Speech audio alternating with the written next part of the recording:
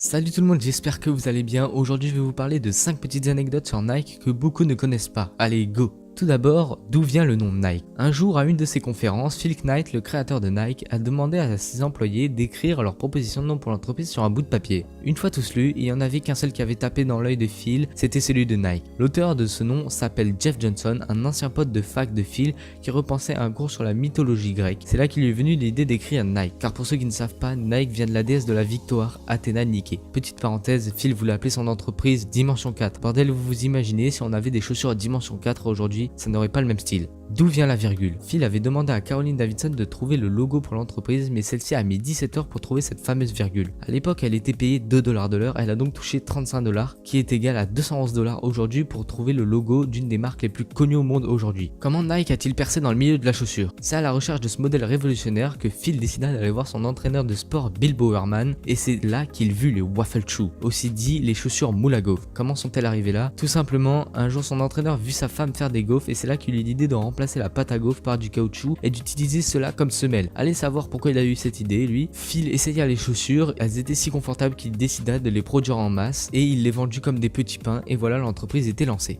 D'où vient le design des Air Max? Ce design n'a pas toujours été le même car avant l'air était mis sous la chaussure mais il n'était pas visible car il croyait que ça allait être moche. Mais c'est quand Tinker Hatfield visita le centre Pompidou à Paris qu'il eut l'idée de laisser paraître la bulle d'air sur les Air Max OG1 et cela fonctionna relativement bien. Bon, une petite dernière avant la fin de la vidéo, vous pensez que Nike est ancien mais en réalité l'entreprise vit le jour en 1964, elle se fait donc beaucoup plus jeune que ses concurrents comme Puma qui a été créé en 1948 et Adidas et Asics créés en 1949. Petit bonus avant la fin de la vidéo, d'où vient le slogan Just Do It de Nike. Vous allez voir, l'histoire est plutôt fourbe. C'est en 1988, Phil Knight n'avait toujours pas trouvé de slogan. C'est alors que Dan Winden s'est souvenu de Gary Gilmore, un homme exécuté en 1977 pour avoir commis plusieurs meurtres. Et ses derniers mots étaient Let's Do It, qui veut dire faisons-le. Dan Winden s'est donc inspiré et a décidé de changer Let's pour Just. C'est ainsi qu'est né le slogan de Nike, Just Do It. Au début, Phil n'était pas convaincu en disant, je cite, la marque n'a pas besoin de cette merde. Voilà, c'est déjà la fin de cette vidéo. Si elle t'a plu, n'hésite pas à laisser un pouce bleu et un commentaire pour me dire ce que t'en penses et de quoi tu voudrais que je parle dans mes prochaines vidéos. Allez, ciao!